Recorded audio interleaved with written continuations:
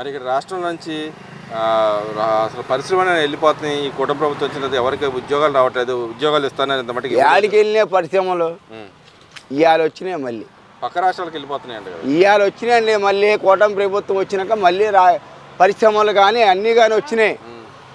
పరిశ్రమలు కానీ ఎయిర్పోర్ట్లు కానీ మొత్తం అన్నీ ఇవన్నీ వచ్చినాయి. యాడికి ఇవన్నీ మరి మీరు ఆ మాట అంటున్నారు కానీ అసలు మరి పరిశ్రమలు ఉద్యోగ అవకాశాలు కల్పిస్తున్నారు. ఉద్యోగాలకు సంబంధించిన ఇస్తాను ఇంత మటుకు ఇవ్వలేదని చెప్పి అంటున్నారు. నిరుద్యోగ వృత్తి కూడా ఇవ్వలేదు. ఈ గవర్నమెంట్ వచ్చిన తర్వాత పెండింగ్ పెట్టింది. ఇంత బాకీ ఉన్నారు ఎవరైతే ఉద్యోగాల కోసం ఎదురు చూస్తున్న పిల్లల కోసం చెప్పి అంటారు. నిజంగానే ఏం ఉద్యోగాలు ఇవ్వట్లేదా ఈ గవర్నమెంట్ వచ్చిన తర్వాత? ఎదికి లేని ఉద్యోగాలు లిస్ట్ ఏమైనా చూపించమంటారా? లిస్ట్ ఇప్పుడు మాట్లాడడానికన్నా కొద్ది గొప్ప కూడా మాట అనడానికి కూడా ఆ సహనం అనేది ఉండాలంటే ఉద్యోగాలకు ఎందుకు లేండి.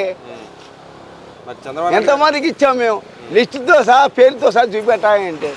అంటే ఇక్కడ మరి నేను చంద్రబాబు నాయుడు గారు 20 లక్షల ఉద్యోగాలు గట్టిగా ఇస్తామని చెప్తాను. నిజంగా వస్తాయంటారా? వస్తాయండి. ఉద్యోగాలు వస్తకం పరకం వచ్చేస్తాం ఇచ్చేస్తాం. అంటే మీలాంటి మన పనులు దొరకట్లేదు, ఇబ్బంది పడుతున్నారు పేద ప్రజలందరికీ. సంక్షేమ ఎవరు చెప్పారండి?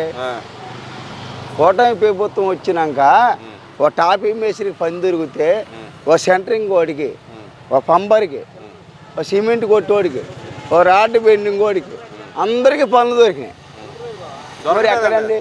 జగన్మోహన్ రెడ్డి గారే చెబుతున్నారు దొరకట్లేదు, అసలు పేద ప్రజలందరూ కష్టాల్లో. ఏం దొరకట్లేదండి, ఆయన భ్రమలో ఉండేమో. ఇంకా